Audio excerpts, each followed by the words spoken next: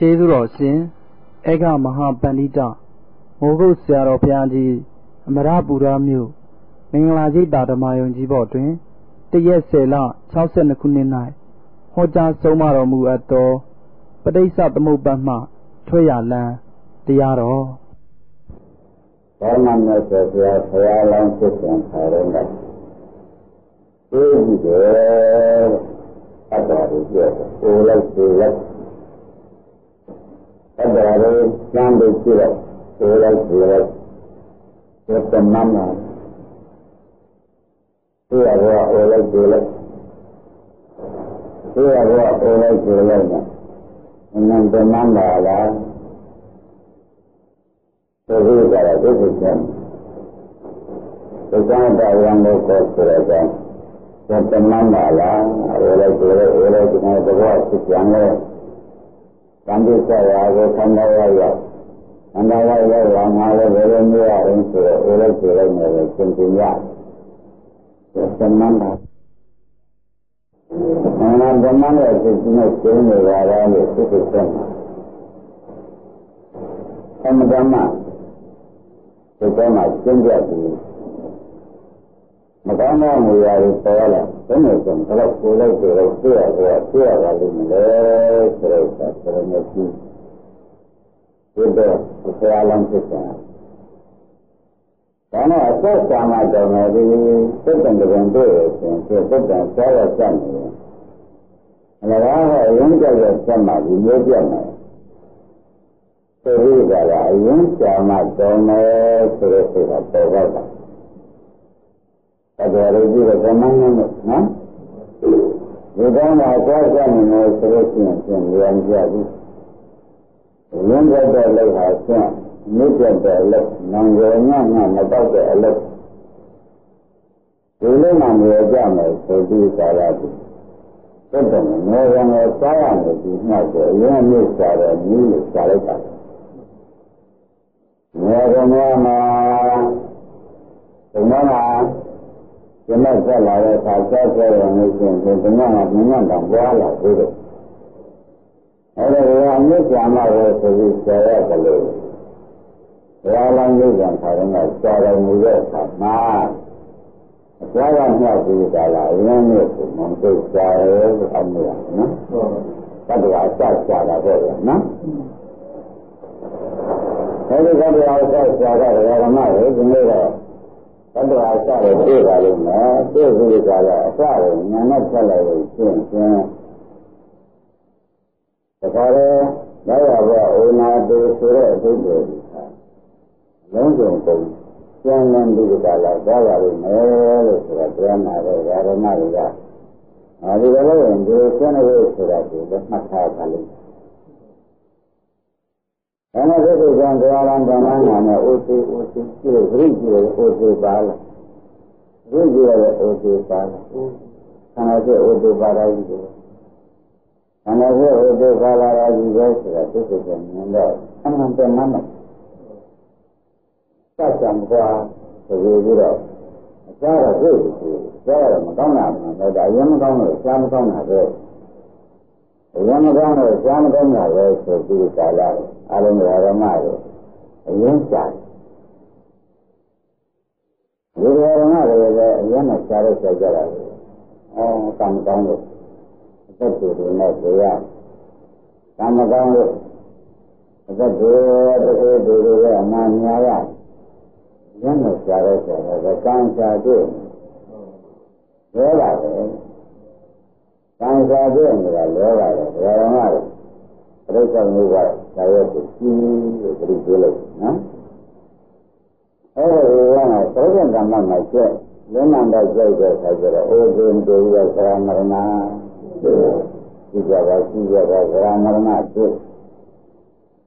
သရမရဏဆိုတာဘုရားလုံးတို့ဆိုတာတော့အိုဇင်းဆိုတာဒီအိုဇင်းနဲ့ဒီတော့ဆက်သိကြရတာပြန်မှန်းလိုက်တာဒီလိုကြတာဒီလိုကြလာပါတယ်လို့ဆိုပြီးသိကြတဲ့အခါကျတော့အိုဒီဆိုသရမရဏတရားဓမ္မတွေနောက်ပြန်ထုတ်ကြည့်တာဇာတိတာလာပါဘူးဒါပြန်ဒီတရားတရားလာတာမဟုတ်ပါဘူးဓမ္မရဏဟာတရားလာတာမဟုတ်ပါဘူး Really, you so that there was a knowledge that there are later. You not need so that they will be up. Another, like you, not yonder, maybe some members of the body, there are lava, I don't know if this is what she's on the lava. Some of our lava, the food in my sofa. Some of our lava. Some of our Gandhi Sarah, Sadi Siava, doesn't open the Ramana, Lara, as I see in there. There is all not being held, not being celebrated. I got a some of our beauty, two jobs. Thirty Lara, the Guru, that same little food. That I want. So the Vera Lavran Sura Zadi Vera Lavran Sura Kama Buala. Was out. The Kama Buala. There are no Lalo. You can be simple about Lavale, Rome and Mira. The Bala do. Badu. So long as Samubaran, Devubaran, Kilaviparan, Adwariparan, Ubaran, Deva. Here are the Sialam Christian Harana, not to do the Bala do, no? Kenya. Ever, can you use it, not do? Minute, can you use it? Yara Gamagan, Ogamagan, Nakamagan, do. No, why? No, yes, I was a young one when a man was young. The child young was a river from the Yapia. There were young was a river, Yapia, good. Yalama. This young Karama was celebrated. I were on the Lavali Malay. Ajira, Yalama is Ajira. Kanati. Kanare. Even I got. You don't tell it. Some do it. No Babu, Yaramada, Samata, and Gama Ore, Gamagano, Gamagano, the Scenario. Those are the worthy Galani there. Those are the level who send it. Let them hold the family, and you know, my young man. Mamma and do for a Boja. Jaja, Yalangu, and Sana, Odu, and Madame Mandela. That was a Lavalian, not so much, maybe the Sarah has carried a celebration.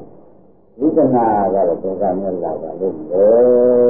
made a Sarah. Thank you very much. Yaramari, when I saw that, I had a food. Come you don't have to come about what? Young, when I do, I will let it. I don't know, I don't know what to say, and Coronel G. You don't have a great thing of children, man, Chiambo, sitting out. Sit down, remember, a celebration, a panel, a value, a number.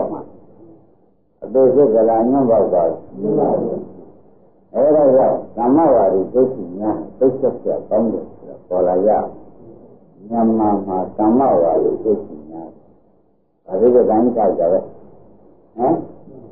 Dallas is the basket tonight. Young on the sun, young on the standard. The name by the Gandona, Moya, more than Gandana, that's the end. Ever we will not do that Lavali. Look, I said this and Pata. Pata, the Kandala can do. Raga Kandala do. Raga does the Pata, we're not put on who can do that. There's a Pata, Montana Java. India. We're not going by John. The Nazi there, Pata Sanguija, we're not Sanguija. Okay, who's on my OCD ladder? Oh, they're very bad. Yeah. Well, I say, ဒီကလာတွေးရတော့ဒီဖတ်တာလည်းသေကညာမိုးပေါ်ကြတယ်လားဘယ်နဲ့ကြောင့်ပေါ်ပေါက်လာပါလဲနော်သူရဲ့ဥပ္ပလက်တော့အပါဝင်တဲ့ဥဒိစုကြောင့်လို့ဆိုပြီးကြတာပြောရတော့ဒီလိုမျိုးပဲကြမဟုတ်ဘူးနော်ပါလာရမှာလေတို့တို့ကပါလာရမှာကြောင့်တွေ့တယ်ဆိုတော့ဘုရားမျိုးကလည်းရမတွေရှင်းရတယ်ဟောတာပဲလာတော့ပါလာနာပြီးတော့ကြောင်းကြောင့်ပတ်သက်ရတယ်ဆိုတော့ဒီသက္ကနာသက္ကနာဂာဏနာဝိရဏကာယနာမနာယနာဆိုတဲ့အတိုင်းဝိရဏတွေကြောင့်ဖတ်တတ်ပြရတယ်။ဒီကလာရဏကလည်းမိုးဝကြတော့လားဒီကြောင့်ကြောင့်ပေါ်လာတာပဲလားလို့သက်တူကြတာဝိရဏကိုပြောပါဦး။ဟမ်နာယကဒီကမှပြောနာယကလို့ဟိုဒီပါရဟာပေါ်ကြနာယကရှိရင်နာယမရှိရင်အိုးသေးမလာပါဘူးဆရာဓမ္မတွေကအိုးသေးတော့ကြောက်စိတ်ကိုဥရမှာကြောက်ဆုံးပြရမှာကြောက်ဆုံးပဲနာယုံမှာမကြောက်သေးနာယုံကြောက်လိုက်လို့ရှင်အိုးသေးမလားဟုတ်လားနာယုံမလို့ကြမရခြင်းလို့ရှင်အိုးသေးပဲနဲ့ပြောအိုးသေးမလားဘူးပြီးတော့နာယုံကစိတ်တောင်းယူကြပြီးကြတာအိုးသေးကြတော့ကြောက်နေတော့ဥစ္စာရှင်းလားအဲ့ဒါကြောင့်ဒီဉာဏ်လေးကလည်းသာမို့ပေါ်ချပဲလားရေသောကြောင့်ကဒီပေါ်ပေါက်လာပါလို့ဉာဏ်ကိုသိကြတော့လေသူစပံပေါ်မှာဝိညာဉ်ကြောင့်ဒီကလက်တယ်မိရှင်းနေတာတဲ့ဒါကလည်းငါဒီငါတို့ကဝိညာဉ်ကြောင့်လာတယ်ဆိုတော့ဝိညာဉ်ရှိလို့ငါတို့တော့နာယုရှိလို့ပို့သေးတာလေရှင်းရတယ်ဝိညာဉ်ရှိတဲ့နာယုပေါ်တယ်နာယုရှိလို့အဲ့ဒါနာယုနဲ့ဝိညာဉ်နဲ့ဟာလေအကြောင်းကျတာဆိုကြတာသူတို့နာဝိညာဉ်ကအကြောင်းဖြစ်နာယုကအကျိုးဖြစ်လာလို့ဒီဘာလို့ဒီစကားတွေကပြောလိုက်ကြတယ်မဟုတ်ဘူးသူတို့ကဝိညာဏပစ္စယနာမရူပံနာမရူပပစ္စယဝိညာဏံกว่าညံ့ညတ်ဘာပြောကြလားညံ့ညတ်လို့ဆိုတော့ပေါ်လားဝိညာဏပစ္စယနာမရူပပစ္စယဘာသာလဲနာယကဝိညာဉ်နဲ့ဆိုတာကတခါတော့ဖြစ်ပေါ်ဖြစ်ဘာကြောင့်ဒီလိုဆိုတော့သိပြီးကြလားနေတော့ဝိညာဉ်ကိုဝိညာဉ်နဲ့6ပါးဆိုလဲအများတို့ဖြစ်တဲ့ဆိုရလို့ရှင်နိုင်ခေါ်ရမယ်။နိုင်ဆိုလို့ရှင်နိုင်တော့ဖြစ်တဲ့ကာလရကနေရ။ဘာမှမအောင်။ဒါဖြင့်ဝိညာဏပစ္စယနာမရူပံလို့ခေါ်ရဟောထားကြတယ်။နာမရူပပစ္စယဝိညာဏလို့လည်းဟောထားကြတယ်။ဒီလိုဆိုလို့ရှင်ဟောတယ်လား။ကျန်ဒီလိုဆိုလို့ရှင်ဝိညာဏရှိတယ်ဥပ္ပေလာတာပဲဆိုတော့ဥပ္ပေလက်ကဝိညာဉ်နဲ့ကြောက်ဟောကြပါလားဥပ္ပေဆိုတာကဝိညာဉ်နဲ့ကြောက်ဝိညာဉ်နဲ့ပြောရဝိညာဏပစ္စယနာမရူပနာမရူပပစ္စယသူ့ကမလားကရာပြီးတော့မှာလည်းဟောတယ်ဒီလိုကမရှိခံကစိတ်တိုက်ခံကဒီတတိဆိုတတိလဲတာပဲကွာဒီမှာဝိညာဉ်ရှိလို့ရှင်နိုင်လဲတာပဲဒါပေါ်လာအဲဒီကဝိညာဉ်ဆိုတာဘာပါလဲဉာဏ်ဆိုပရိသေဝိညာဉ်ပုဒ်ဝိညာဉ်နဲ့နှမျိုးပေါ်လာပရိသေကပရိသေစိတ်ကိုပရိသေဝိညာဉ်နဲ့ခေါ်ယခုကာမမြင်ကြပြီးဘုန်းကြီးထားတဲ့စံစိတ်ကိုပုဒ်ဝိညာဉ်နဲ့ခေါ်ဒုက္ခမှာပေါ်တဲ့ဝိညာဉ်ပုဒ်ဝိညာဉ်စောက်စောက်ခြင်းပေါ်တဲ့ဝိညာဉ်ပရိသေဘောကြစောက်စောက်ခြင်းပေါ်တဲ့ဝိညာဉ်ယခုကာမစိတ်ကိုဒါစိတ်ပေါ်ပေါ်ဘောတိဝိညာဉ်ဓမ္မတွေမှတ်လိုက်တော့ရှင်းတယ်ရှင်းတယ်အဲဒီဝိညာဉ်ကိုသိတဲ့ဒုက္ခကိုသိလာတာပဲဆိုဝိညာဉ်ကိုသိတဲ့ဘာမှဝိညာဉ်ဘက်ကဒုက္ခကရှိတာတော့မယ်ဆိုဥဒိသသိ ဘောရည်ချင်းဝိညာဉ်ရှိလိုက်လို့ချင်းဝိညာဉ်ကမလိုက်လာလို့ချင်းလည်းဓမ္မတို့တခါတခါဥပါဒံနဲ့လက်နိုင်ရတယ်သင်္ခါကြည့်တာတော့ဝိညာဉ်နဲ့နာရုပ်ဆိုတာကုန်ပါသွားပြီဘုဒ္ဓဝိညာဉ်နဲ့ဆိုဘုဒ္ဓဝိညာဉ်ကစိတ်ကုန်ဟုတ်လားနာယကဆိုစိတ်ကုန်ရုပ်ကုန်ဆိုတော့ဖတ်ကြံလို့မကြမ်းတော့ရင်ဖတ်တော့ဝေဒနာဆိုတာစမ်းဖတ်တာရှိတယ်။ဒါနာယကပါတော့နော်။ပါဘူးလား။အဲ့တော့ဒီဆိုရဝိညာဉ်တစ်ခုကိုစိတ်တော့ဥပဒနာဉာဏ်နဲ့ကြည့်လိုက်ရလို့ရှင်းရင်ဆန္ဒကနာဝရံကာနေတယ်မလား။ယတိကရမရဏတွေရော။ဒါကဝိညာဉ်ရှိလို့ရှင်ဘာနုပဒနာစိတ်ပါမလဲလို့မေးရခိုင်ကြရမှာစိတ်ကဟုတ်လားဝိညာဉ်ကိုယ်ရံဘာနုပဒနာပါလို့စိတ်ကနုပဒနာဆိုတော့ခင်ဗျားတို့တော်ကလေးသိကြတယ်ဝိညာဉ်ကိုယ်နာမဖြစ်ပါဘူးဘယ်မှာလဲရှိတဲ့ဇာမရဏပဲဟုတ်ပါဘူး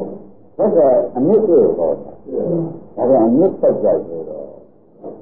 သင်္ရဒါကလည်းဘယ်လိုမှတ်ကြမလဲမြင့်ကမယ်ဆိုတော့ဒါကလည်း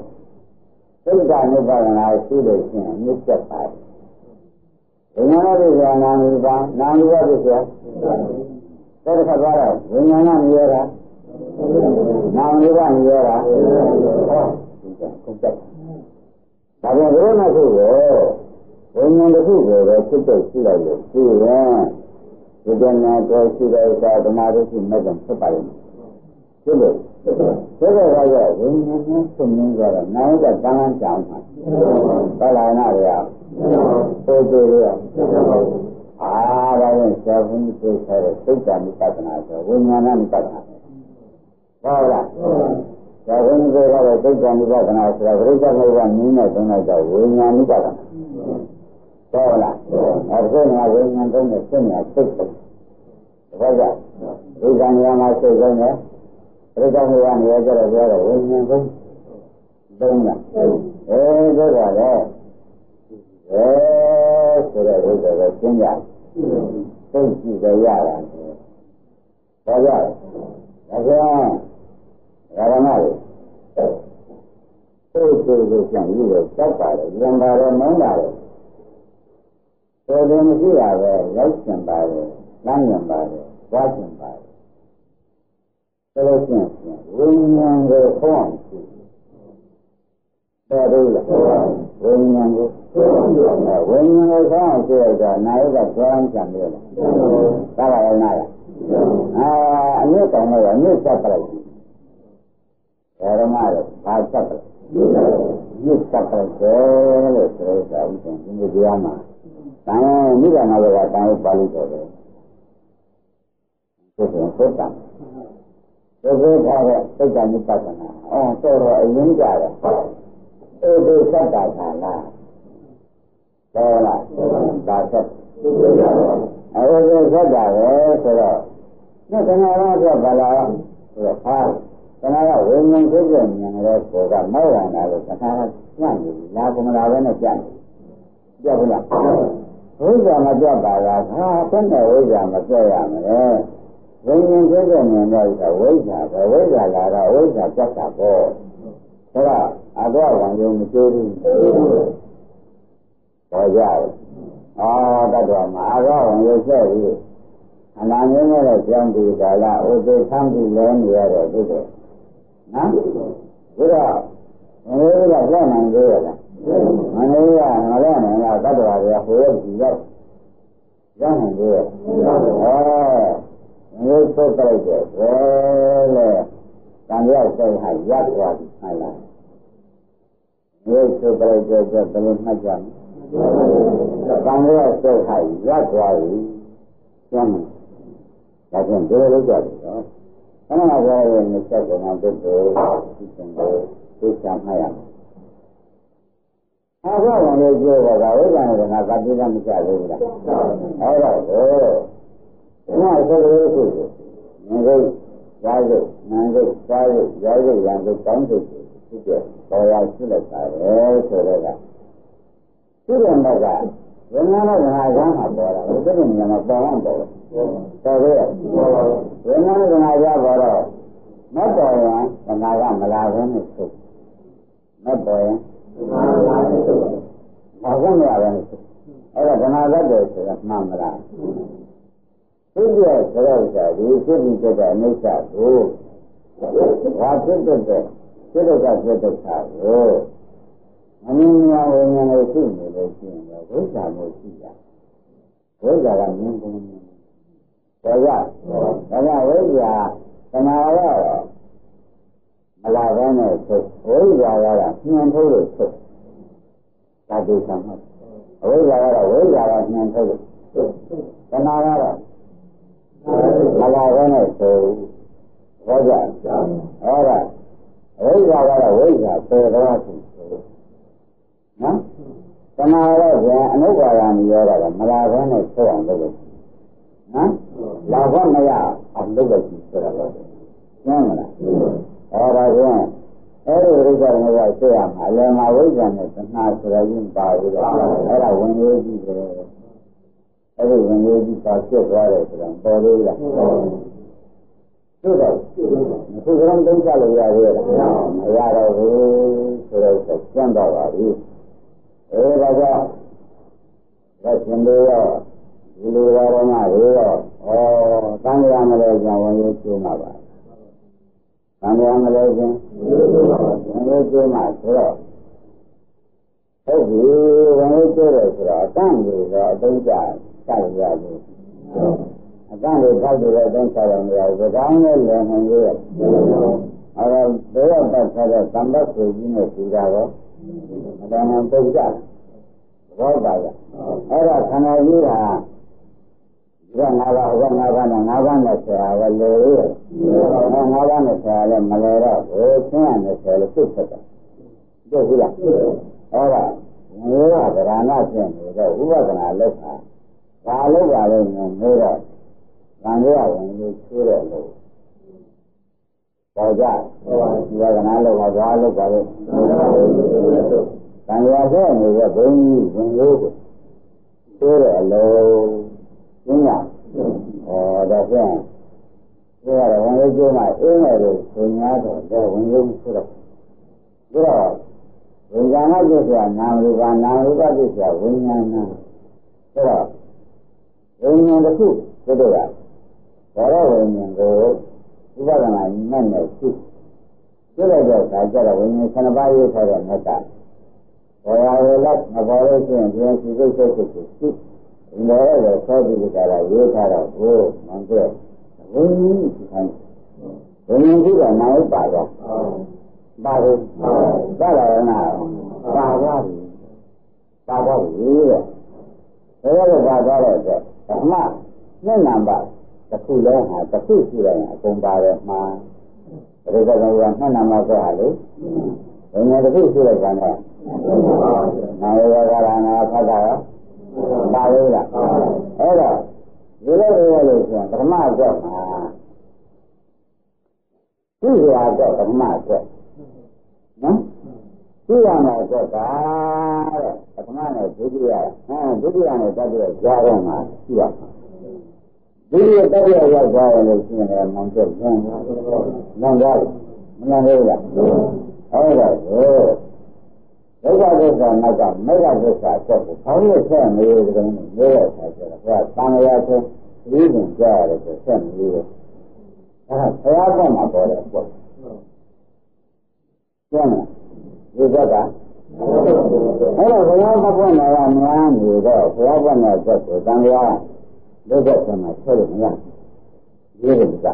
ရေးလို့ရလားဘုရားကဆံရခံမေးနေတယ်ဆိုတော့ဆက်လမ်းကြလိုက်ဆိုသူကတတ်ဘူးဆံရခံနေမေးတယ်အဲ့နေတယ်ကမှစက္ကန့်ရဲ့ဆက်လမ်းကြလိုက်ဘုရားရှင်ကရတော့အမှန်ရှင်ကခြေတော်မူတယ်အဲ့ဒါဝိသယေကိုစစ်ပါအဲ့ဒါကဘုရားပြတ်တယ်ဘုရားကြီးကပြောတယ်ဆိုတော့ဘုရားကနာခံမှာဘုရားကိုပြောတယ်ဆိုတော့နောက်တစ်ဆယ်20ဆိုပြောချင်တာပြောတော့ဘယ်ခါကလည်းမပြောတော့တာဒီစီကားကိုပြောကုန်ပြောတယ်ပြော ဘယ်လိုလဲဒါနာရင်းတော်မှမြစ်ပေါ်ကျင့်ဒါနာရင်းတော်မြစ်ပေါ်ဟုတ်လားအဲ့လိုကျင့်ရတဲ့ဒီဓမ္မတွေအကျဉ်းချင်းဒီကလာအဆုံးကျုံတဲ့အခါမှာသာသနာ့ဆက်သွယ်ဒီကြားမှာကျင့်လားနည်းနဲ့သုံးကြတယ်ဟုတ်ကြဒါဘယ်လိုလဲနည်းနဲ့သုံးကြတဲ့ဆက်သွယ်လောက်ဒါကသာသနာ့ရင်းဆက်မလာဘူးကျန်နော်ဆိုင်တာဟောဒါနာပါဘူးတော့ဒုက္ခသမုဒယဒုက္ခသမုဒယဆိုတော့လောကအားရတယ်သက္ကနာရင်းတွေပါလေဒါကဝိပဿနာဟာဒါဆိုရတိုင်းဒါဆိုရသာသနာ့ဘုံမှာပေါ်တယ်ဆိုတော့သာသနာ့ရင်းကမဟုတ်ဘူးဆိုတယ်ဘယ်လိုဆိုရဒါကမနကဒီကလေးကသူရှိလိုက်နေတဲ့ပုံနဲ့တော့ဟာရရောက်ရှိတယ်အဲ့ဒါရှိတယ်နိုင်ဒီမဲ့တဲ့မကငါပါရင်ပေါ့ဘယ်လိုလဲလို့သူ့ရဲ့ကြံ့ကြည့်ကြလုံးတဲ့ရှင်ပေါ်လာတာပဲကျန်လုံးတဲ့ရှင်မလုံးတဲ့ရှင်ဒီကဟောဆက်ဝိညာဉ်ပစ္စယတဏှာဟုတ်လားဝိညာဉ်ပစ္စယတဏှာဝိညာဉ်ပစ္စယတဏှာနဲ့ဆရာတော်မတွေဆက်နေကြအဲ့ဒါခင်ဗျားတို့အလုံးမလုံးတဲ့ပုဂ္ဂိုလ်ကြောင့်မှာကျင်းဒီနေ့မြစ်ကနေပြီးသုံးကြောင်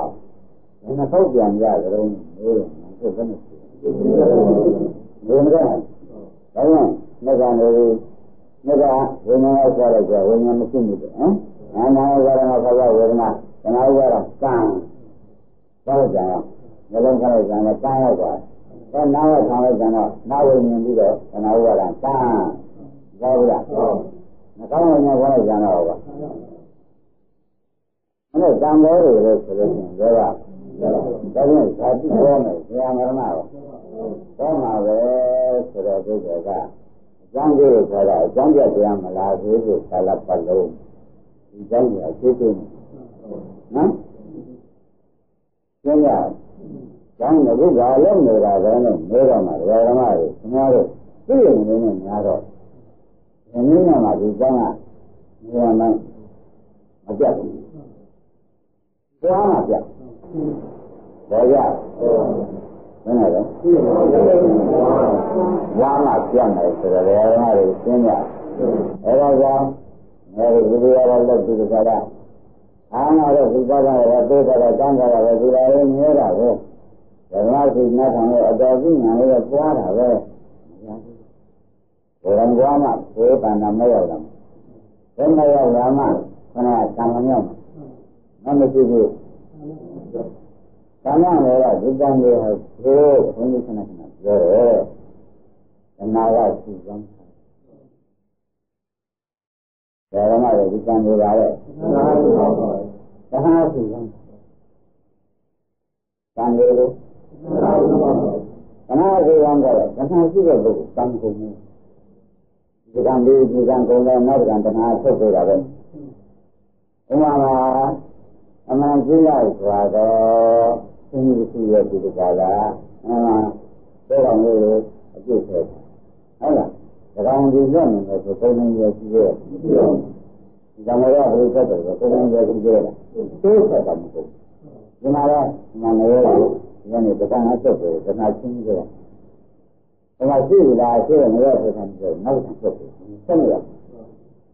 ဆက်တော့ဆက်တော့ရတယ်ကြာမရဆက်တော့ရှိတယ်ဒါကြောင့်ကာမတမန်ကြီးဆိုတာတဏှာကိုဆိုတယ်ကာမတမန်ကြီးပုဂ္ဂိုလ်ကာမကိုသိသိထားတဲ့ပုဂ္ဂိုလ်ဒီလိုကကာမကိုသိသိကျမ်းမှာဒီလိုကံဒီဘာကိုသိသိဒီလိုကံကသိသိနေတာလားပုရိယံတဏ္ဍာရှိတဲ့တဏှာကသိသိနေတာတဏှာရှိတော့ကာမကာဟုတ်ကံမရှိကျမ်းမလားတဏှာရှိတော့ကိုတဏှာဟောတုကံမကျန်နိုင်တဏှာရှိတော့ကာဟောတုကံဖြစ်ဒါကြောင့်မက်ကဝိရဒုက္ခပေါ်လာလို့ရှိရင်တန်ဖြစ်တယ်ဒါကြောင့်မက်ကဘာပေါ်လို့ရှိသမုဒယဒုက္ခပေါ်လာတော့တန်ရှင်းတဲ့ညပေါ်လိုက်တော့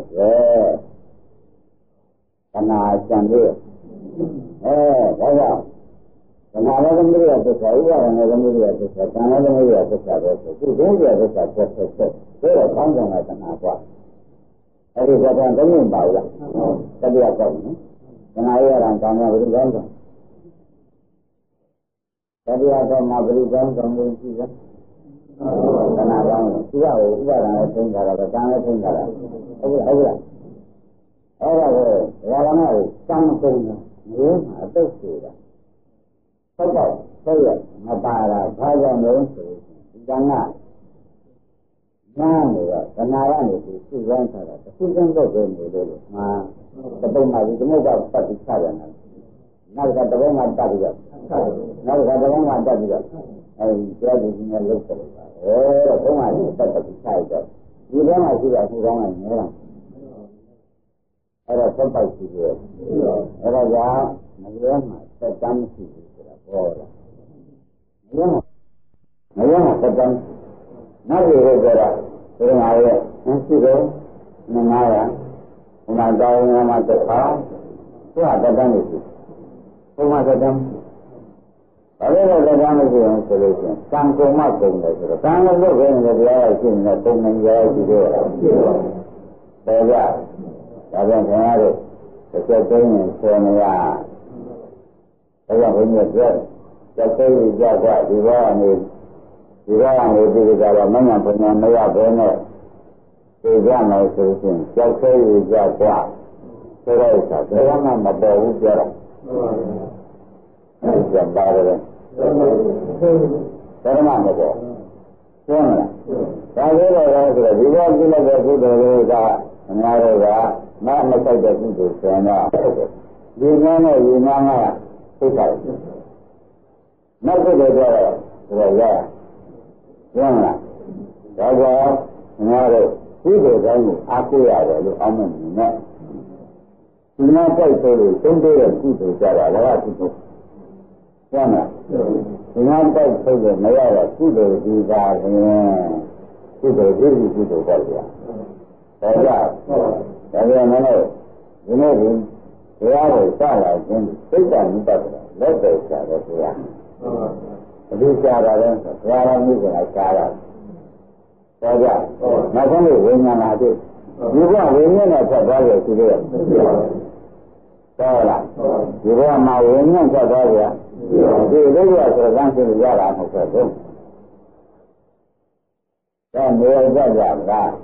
ကြောင့်ဝေဒနာကိုဆက်ပြီးတော့မှသိဝိညာဉ်တန်လေးရထားတန်လေးရတော့အဲ့ဒါကိုကျွန်တော်တို့ကသိဝိညာဉ်ဆိုင်တော့ဆဲကွက်သေးတာတော့ပြိဿမုပ္ပါရှိလို့ရှိရင်နှစ်နာပါကွက်ဆိုတာဟုတ်လားဒါကတော့ပါကြအဲဒီလိုကမှဒိဋ္ဌာမပြောက်မှတွေ့ရတော့တဏှာကမျက်နှာမှာကဒီမှာရေရေဒီလိုကံတက်မှာဒီလိုကံတက်မှာလို့ဆိုတော့ဒီလိုကံကကြီးမတက်ကြမရှိပါဘူးဒီလိုကံပဲဟုတ်လားဒီလိုကံသိနေနေတာကြီးပဲသိမလားဒါတော့ဘိသရင်ဒီလိုကံဖြစ်နေတာဘောကလည်းဒီလိုကံတော်တာဒီအကျမ်းတဲ့ဆံမှာဖြစ်ပေါ်လာတာဟုတ်မြင်ရပါလားဟောနေပါလေဒီလိုကံခြင်းရှိဒီပေါ်လာတဲ့တရားကိုအခုမှနဲ့ရှိဒီပေါ်လာတဲ့တရားကိုဒီမှနဲ့ဆိုလိုက်တော့ဖြစ်ဖြစ်သိတိုက်ထားတဲ့သနာလည်းလာပြီတရားလေးကိုဆိုတော့ဥပဒေတရားကိုကမ်းကြောင်းကံကြောင့်ဒီနှိမ့်ဆက်နေတဲ့ကံကိုမလာတော့ဘူးဆိုတော့ဒါကြောင့်ကံပြတ်ဆိုတာကံကိုတည်းဆက်တာဟုတ်တယ်ဟုတ်တယ်တရားဆက်လို့ကံပြတ်ပြောမလားဓမ္မဆက်လိုက်ရင်ကံပြတ်သွားတယ်လို့ဆိုတော့ဒါကလည်းဘာမှလမ်းသားကိုမရှိတော့သိသေးကြအောင်မရှိတော့ဘူးဆိုတာမပေါ်သေးလားဘာလို့လဲဒီနောက်ဆုံးကိုယ်ပေါ်ရလာကြတယ်လို့ပြောလိုက်ကြနောက်ဆုံးတစ်ခုပြောလိုက်ကြနောက်ဆုံးကရေတိုင်းနဲ့သွားပြီးမောင်တို့ဥပ္ပံပါလာတို့ဝိညာဉ်ကိုဖြစ်တော့တာသက်သာကြကြောင်ရှိတယ်ရေးရှိဝိညာဉ်ကိုမောင်းဖို့ရေးရှိဝိညာဉ်ဆိုတာမတော်လို့ဆန်းဖို့ရေးကြည့်တော့သူဆောင်းလို့ပြန်ပြိဿတော်ကဒီကအဆုံးဖြစ်ပါတယ်ဒီကဆောင်းလို့ပြန် ဒီဆုံးတာဒုက္ခသစ္စာဆုံးတဲ့ကြောင့်ဒီနေ့ကဥပ္ပမယဟောတယ်ဒုက္ခနိရောဓသစ္စာတော့ဖြစ်တယ်ဒုက္ခကိုဒုက္ခသစ္စာဆုံးတော့ဘယ်နဲ့သိကြလဲဒုက္ခနိရောဓသစ္စာဖြစ်ပြီလားဒုက္ခနိရောဓသစ္စာဆိုတာနိဗ္ဗာန်ကိုဆိုပါတယ်ဒါကြောင့်ဒီလိုအကွက်ဟာဒုက္ခသစ္စာလည်းဖြစ်တယ်သာနာတော်ပုဂ္ဂိုလ်များအတွက်မှာဒုက္ခနိရောဓသစ္စာလည်းဖြစ်တယ်ဒါလည်းမသေးဘူးဒါလည်းဒုက္ခမှတ်ပါလေရမသာနာတော်ပုဂ္ဂိုလ်များမှာဒီလိုအကွက်ဟာဒုက္ခသစ္စာလို့လည်းသိသိနိုင်တဲ့ဘောဓတိရှိသူ့ကိုသိရတော့ဖြစ်ပြတယ်ဒီလိုသိရတော့ဘာသစ္စာလဲဒုက္ခသစ္စာပြောရလို့ဖြစ်နောက်ဒီတော့ဒီတော့ဆိုတော့ဒီဉာဏ်ကြီးကိုရှိရမှတ်တယ်တော့ဒုက္ခမင်းလို့ဒုက္ခဆုံးသွားတဲ့အခါကျတော့ဒီတော့ဘာကိုဖြစ်ကြဒုက္ခမရတော့ဘာဖြစ်ရှင်းလားဒါပြန်တော့မရတော့ဘာဖြစ်တော့ဥဒ္ဒေနဲ့စိုက်လောကတန်တန်ဆိုတော့လောကအဆုံးမနေတယ်နိဗ္ဗာန်မရဘူးဟုတ်လားဒါကဘိဓမ္မတာဟောရမရဘူးဟောရမရမလားဘူးလားဒါအရှင်ကတကယ်ကြောင့်လောကကြီးကိုပြီးတော့သွားခဲ့ပါတယ်ဘယ်တော့မှမဆုံးဘူးဆိုတော့လောကမတော်ပါနဲ့မရဘူးအဆုံးမဆုံးမနဲ့မရဘူးလောကကြီးဒုက္ခသစ္စာသာသာသလောကဘာသစ္စာလဲဒါပထမဒုတိယကဘာသစ္စာလဲအဲ့ဒါလောကကွက်အဲ့ဒီလောကကွက်ပြောင်းကျမ်းလားဒီလောကကွက်ကိုဒါလောကနိရောဓံတိနိရောဓသစ္စာဒါကလောကံတိဒုက္ခသစ္စာလောကနိရောဓံတိနိရောဓသစ္စာလောကံတိဒုက္ခသစ္စာလောကနိရောဓံတိဒါကလည်းဒီကဟာနှမျိုးဖြစ်နေတဲ့ပေါ်ပဲဆိုတာပေါ်ကြဒီကံကလည်းဒါမှရှင်းတယ်နော်အဲ့ဒါဒီကလောကဘယ်ဖြစ်တယ်လောကမရတော့လည်းသိကုန်ဖြစ်ရတယ်ဘယ်လိုလုပ်ရမှာတောင်းမှပြောမှဖြစ်ရမယ်ဒါနာဘာသာမှာဒီဆိုရှင်းနေပါရဲ့မရှင်းနိုင်ဘူးဆိုတော့ပေါ်လာရဒါဖြင့်ဓမ္မတို့ဒါကဥပဒနာရှိရမှာလို့မျိုးရင်နမနဲ့ဘယ်တော့ဟောရှိရမှာလို့မျိုးရင်နမနဲ့ဆိုတော့ဒီကဆန္ဒတန်ကောင်းလို့ကြားရတယ်လေတန်ကောင်းလို့ကြားရတယ်လေနိဗ္ဗာန်ဝိကြီးပြောနေကြတယ်နော်နိဗ္ဗာန်ဝိကြီးပြောနေတာဒီကတရားတွေကိုမရှိဘူးဆိုတော့ခန္ဓာ၅ပါးမရှိတာခန္ဓာ၅ပါးမရှိတော့ခန္ဓာသိနိဗ္ဗာန်ခန္ဓာမျိုးရနိဗ္ဗာန်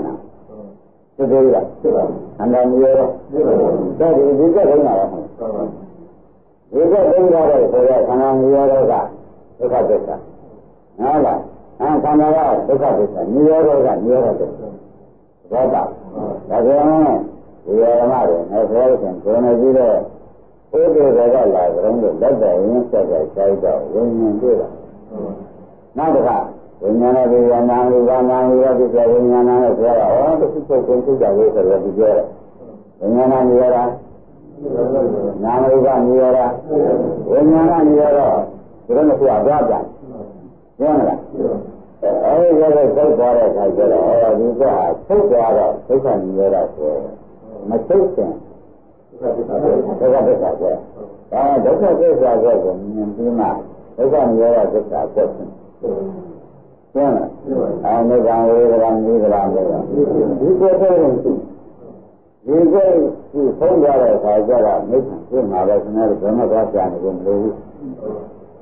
ဘောပါလားဒါရင်ဒီကတမညာရေးကြည့်လားလောင်းနာရေးကြည့်လားဆိုတာသိချင်တော်ရည်လား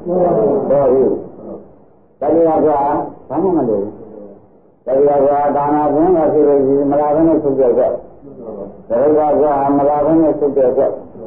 တရားကဒါနာဘုန်းမှာမလာဘဲနဲ့ထုတ်တဲ့နေရာဒီကြားကမတ်တော့ကဝမ်းလာတာဝမ်းလာဦးလားကြားကမတ်တော့ကိုဝမ်းလာတော့ဓမ္မလို့တတိယဆိုလာသေးတယ်မတ်ကတတိယလာချက်တော်သေးလားဒါဖြင့်အန်တကောတင်တော့အိုဒီဘောကလာတော့ရင်းကြကြတော့ရှားလိုက်တော့ဘာသာဝိညာဉ်တွေကမောင်းနဲ့ဖြစ်တဲ့ဉာဏ်လို့ဝိညာဉ်ရဲ့တော့ဘုရားဉာဏ်နဲ့ရလို့ဝိညာဉ်ရဲ့ဉာဏ်နဲ့မောင်းလို့ ဝိညာဉ်ကိုမလို့ခြင်းနဲ့ညာနဲ့မညာတာပေါ်မယ်ဆိုလို့ရှိရင်ဘယ်ဥပ္ပလာတော့ဒါလည်းကမိဘခါတော့ပုံမှန်တမ်းနဲ့ပြေးလက်ရကြတဲ့မိဆိုတော့ဒါစိတ်တန်ဥပဒနာရှားတာဘာရှားကြစိတ်တန်ဥပဒနာရှားတော့အခုပြိဿကနုကနည်းနဲ့ရှားလိုက်တော့မှဘုံဘောဓိကာလမတဲ့မိစ္ဆတာမတွေ့ရဘူးဟုတ်ပါအဲ့တော့ဥဒိလက်တဲ့ဖြင့်ဒီနေ့တွေ့ပြီတို့ဘုရားမှာကြောက်တဲ့ပုဂ္ဂိုလ်ဖြစ်ခဲ့တော့နာရမှာကြောက်တဲ့ပုဂ္ဂိုလ်ဖြစ်ခဲ့တော့တရားမှာကြောက်တဲ့ပုဂ္ဂိုလ်ဟာသူ့ကိုမကြောက်နဲ့ဝိညာဉ်ကိုမသိမှကြောက်ဝိညာဉ်ကိုမမောမှကြောက်ဝိညာဉ်ကိုမလို့ခြင်းနဲ့ညာမလာမှကြောက်ဥဒိမကြောက်ဝိညာဉ်မလာမှကြောက်ဝိညာဉ်ဟာဥဒိလာတဲ့ဟုတ်ဒါလည်းဘုဒ္ဓမှာတော့ကြတယ်ဒါဖြင့်ဓမ္မတို့အများကြီးရေးသိထားတဲ့စနစ်ကဝိညာဉ်ရေးသိထားဝိညာဉ်ဆိုတော့စိတ်နော်တော့ကြတယ်အဲ့တော့မလို့ရတယ်ပြောခဲ့တာဒီလိုမနိုင်လို့ကျရင်စိတ်တွေနဲ့မြင်ပြီးလောက်တော့သူကထောင်ကြတော့သတိစရာမလရောက်ပါတယ်သိမနိုင်တဲ့အတွက်ဘယ်ထောင်ကြလဲဘယ်လိုလဲဆိုကြတာပဲနော်စိတ်တရားစိတ်နဲ့ဝေဒတရားတွေကြောင်းလိုက်ရတယ်ဆိုခန္ဓာတွေဖြစ်ပြီးလိုက်တယ်မလို့ဘူးလားစိတ်နဲ့ဝေခန္ဓာရဖြစ်ခန္ဓာစိတ်ကြောင့်ခန္ဓာဖြစ်ခန္ဓာတွေဓမ္မတွေဥဒိနဲ့သွားပြီးသိကြမသိဘူးလားစိတ်တော်ကဥဒ္ဒနာတသဗ္ဗေဝဒမနာဘူးဆိုတော့လည်းတန်းသွားပြီဒီလိုကလည်းဘာသာတော်ရမလို့မနာဆိုတော့ကျွန်တော်ကဥဒ္ဒိဆောင်လာတယ်ကောင်းလားအဲ့ဒါကြောင့်ခင်ဗျားတို့စိတ်လိုလိုက်စိတ်ကြိုက်တိုင်းနေကြလို့ရှိရင်တော့ရှင်းရပါဘူးဟမ်စိတ်လိုလိုက်စိတ်ကြိုက်တိုင်းနေကြရင်ဒါရှင်းနေရှင်းကြဒီရှင်းနေပြီပြိဿံပေါ်လာလို့လားဒါကြောင့်ဘုန်းကြီးတွေကငါစိတ်ကိုမနိုင်သေးဒါလည်းပတ်လုံးခင်ဗျားတို့ရေးစိတ်သွားရတယ်လက်ချက်ပြီစိတ်ကလည်းမကောင်းမှုရှိရမှာသွားတယ်ဟုတ်အဲ့ဒါကိုသိရမကောင်းမှုရှိရမှာသွားတယ်ဆိုလို့ရှိရင်တဲ့သိရတန်ဖိုးကမဲတဲ့စိတ်ကိုတန်ဖိုးကအဖြစ်ပဲအဖြစ်ကပြင်းရတယ်ကပေါင်းစပ်နေတယ်တော့မဲတဲ့သိရတန်ဖိုးကအဖြစ်မဲအကုသိုလ်စိတ်တွေနဲ့ပေါင်းလိုက်ရင်မဲအလတ်ဆန်းနဲ့ပေါင်းလို့ရှိရင်အလတ်ဆန်းမှုအမဲကနဲ့ပေါင်းရင်လည်းမဲကြီးဖြစ်ဒီလိုမလို့လားအဲ့ဒါလေးဆောက်ကြည့်တော့မှဒါဖြင့်မဲလေဒီလိုရှိမှာကွာရှိပြီလားဒီလိုရှိမှာကွာမဲလေဒီလိုရှိမှာမဲဘာပစ္စည်းနဲ့ဒုက္ခပစ္စည်းကြီးရဲဒုက္ခအောင်လုပ်မယ်ဆိုလို့ရှိရင်သူ့ကြောင့်မဂ္ဂပစ္စည်းပေါ်မှာသူ့ရှိလို့ရှိရင်မဂ္ဂပစ္စည်းပေါ်မှာပဲဆိုတော့သာသိကြကြအဲ့ဒီမဂ္ဂပစ္စည်းပေါ်တော့ရဲကံကြရမယ်ကြီးကဓမ္မဒီပါပဲဆိုဝိရဒဓမ္မပရမပုဂ္ဂိုလ်ရန်တို့ဓမ္မဒီပါမိတို့အထုတ်ကြတဲ့မတရားကြီးတယ်ကျင်းပြီးဆိုကြည်ရရှိရတယ်ဟောတာရှိကြတယ်ဓမ္မကိုပုဂ္ဂိုလ်လေးချက်ဓမ္မအားထားရချက်သိကြကြလို့ဆိုတော့တောင်းပါကြမှာလက္ခဏာပဲနော်ဒါကိုကျင်းပြီးတော့စောင့်ပြီးဆိုအားကိုရမှာဓမ္မကိုတော့ဘယ်ဓမ္မရောနဲ့လဲတော့ခါကျတော့မက်ဓမ္မတော်လားဓမ္မအဝိဇ္ဇာအဲဒီမဂ္ဂံဓမ္မအာမကိုလို့လောကုတ္တရာမဂ္ဂံဓမ္မကိုအာမကိုလို့ရှင်းဖြင့်တဲ့ငါ့ရဲ့ညှို့လိုက်ညှောလိုက်ညှို့လိုက်ညှောလိုက်ဒီလိုပဲမလို့လားအဲဒါကြောင့်အဂယဆက်ဆက်နည်းရပါလားရမဂ္ဂံဓမ္မဆိုတာသူတောင်းလို့ပေါ်လာတဲ့ဓမ္မလားစစ်တဲ့မြင်မှပေါ်တဲ့ဓမ္မလားအဲ့ဒီဓမ္မအကွာဘာကြလဲစစ်ပြမြင်တဲ့ဓမ္မစစ်တဲ့အဆုံးမြင်တဲ့ဓမ္မဘာလာကြဒီလိုမြင်တဲ့ဓမ္မကိုအားကိုးလို့ရှင်လည်းထိုက်တန်တော့ပြောရပါတယ်ဒီလိုအဆုံးမြင်တဲ့ဓမ္မအားကိုးလို့ရှင်ဖြင့်ပဲဆက်စားရမှာမြေလမ်းမျိုးလားမရတော့ပါဘူးဟုတ်လားအဲ့ဒါကိုခင်ဗျားတို့ဒီအားပေးတဲ့နေတော့လို့ပြောတော့ဒီကကနာသေဖို့ရှာတာဘုရားရှာပေးတဲ့စိတ်တန်ပတ်တာရှာပေးတော့呀，一直这个老人晓得嘛？哦，我年个老了的，你不啊，你不啊？哎呀，有年我这个，这就是在南路来，大概那来，他在来，工作是什么？没来了。哎，那我讲这个叫啥？你说，要他妈的，那个谁讲你说的呢？没错呢。啊？谁讲你说的呢？没错呢。这啥怎么都给他写了，写了写了。娘，不够娘妈的，这个人娘人没说的心真的，但是这个呢，娘要真的，这个娘的，谁讲你说的呢？是吧？我看他的大队的，啊，那叫不是夫妻，不是夫妻。这个是说到马的去上面，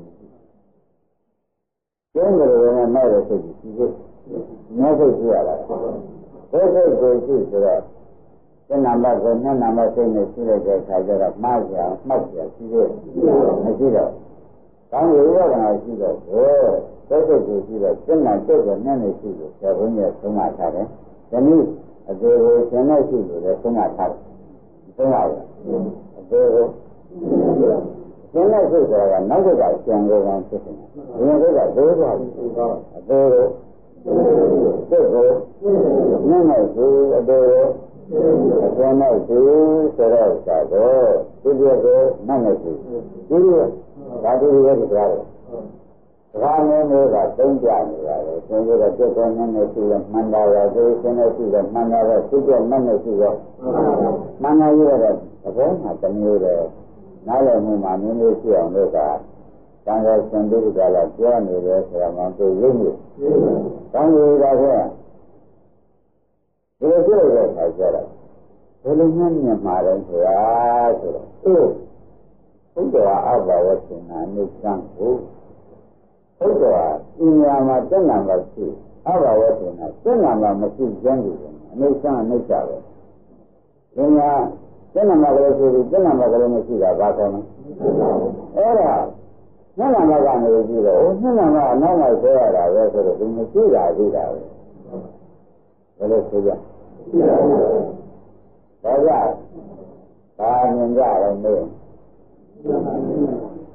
没去的人家的，人家那个呀，真200个人去过，真200个人去过，那没去的说的，这地方没去的，是吧？这充满热来的啥的，这不是个对嘛啦？好了，这对于你要拿没去的对嘛啦？没去的对没啥的，行，好了，后头我听那那上说的，这个小的放在这个俺们这对行嘛的。后头今年那真200去，我听那真2001年那没去见你，没啥的。是吧？就像那个我跟嘛，那个娘个哪个？现在那个在对嘛啥人大伯啊？那个娘那个来了他个，大家那个娘出来啥的，那个呀去娘啊闹，这样的，那个呀娘啊，现在。家人啊，这个咱们问你虽然那么家人啊，这个咱们方面的没敢样，方面的不得。现在那么家人啊，这个咱们问这个，这个在江苏这个方面的样子，那你要说我们那种样子就这样的好的，好不啦？好了，什么的那样呀，大江州的那个呀，去吃了，那人没有去吃了，我给他叫他下个路。ဟုတ်လားဒါကြောင့်လည်းနှောင်းနေနေတာပဲဒါကြောင့်နှောင်းနေနေတာပဲဆိုတဲ့ဒီလိုကတော့ဖြင့်ဘာမှငင်းစားနေဖို့မလိုတော့ပါဘူးဒီကြတဲ့ဒါကြောင့်ဒုက္ခကဒုက္ခတွေကရှင်းနေတာကြာလာပြီဘာဆုံးမလဲဒီနေ့ဟုတ်လားအနိစ္စနဲ့အနိစ္စဉာဏ်ကြားတဲ့မှာဖြစ်လို့တော့သောတာနေတယ်ဘာမှမဝါမှဖြစ်တယ်ကျမ်းလားဒီကနိဗ္ဗာန်ကိုနိဗ္ဗာန်ဉာဏ်ရတဲ့မှာပုရိသစ္စာကအနိစ္စကပုရိဟုတ်လားဉာဏ်ကသစ္စာဆိုနောက်ကြတာကဟုတ်ပါရဲ့ မကနောက်ကျသွားတော့လေမဆန်းပြီးတော့ဒီလိုနဲ့နဲ့ဒီတက်ရမှာတော့ဆိုတော့ဟိုရံမှာဟိုတယ်တဲ့အေဘတ်ဒီကနောက်ကသံလို့ဆက်ဆံလိုက်ပါတော့ကြအေဘတ်ဒီကနောက်ကဆက်ဆံလိုက်လို့ရှင်ကျင်းတဲ့အခုကြီးပြလိုက်တာလေသိစံချက်သွားတယ်ဟုတ်လားငါလည်းဒီညနေကြီးကြရတယ်နဲ့ပြန်မရဆိုတော့တတ်တာပါရှိနေဒီတရားကလည်းမှန်